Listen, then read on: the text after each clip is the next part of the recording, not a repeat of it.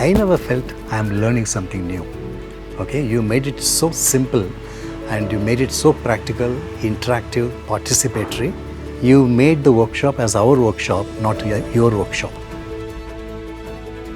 We take us as a Google workspace for non-profits, and it was just not workshop kind of a mode, it was more of a conversational kind of sessions.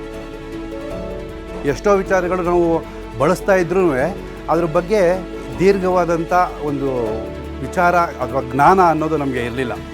ಯಾಕೆ ಅಂತಂದರೆ ನಾವು ಸಾಮಾನ್ಯವಾಗಿ ಕೆಲಸ ಮಾಡ್ತೀವಿ, ಅದನ್ನು ಹೇಳ್ಕೊಡೋ ಕಡೆ ಸ್ವಲ್ಪ ನಮ್ಮಲ್ಲಿ ತೊಂದರೆ ಇರುತ್ತೆ. People found it a bit difficult on handling technology with Google. ನಾವು ಮಾಡಿದ ಕೆಲಸನ ಜನಕ್ಕೆ ಮುಟ್ಟೋ ಹಾಗೆ ಹೇಳಬೇಕು. ಅದರಿಂದ ಆ ಹೇಳುವ ವಿಧಾನ, ಆ ಹೇಳುವ ಕಲೆಯನ್ನು ಈ ಒಂದು ತಂತ್ರಜ್ಞಾನದ ಮುಖಾಂತರ ಹೇಗೆ ನಾವು ಅಳವಡಿಸ್ಕೋಬೋದು, ಅದ್ರ ಮುಖಾಂತರ ಹೆಚ್ಚು ಜನಕ್ಕೆ ಹೇಗೆ ನಾವು ಮುಟ್ಟಬೋದು ನಾವು ಮಾಡಿದ ಕೆಲಸನ ಅನ್ನೋದನ್ನು ತುಂಬ ಚೆನ್ನಾಗಿ 2 ದಿನ ನಮಗೆ ತಿಳಿಸ್ಕೊಟ್ಟಿದ್ದಾರೆ.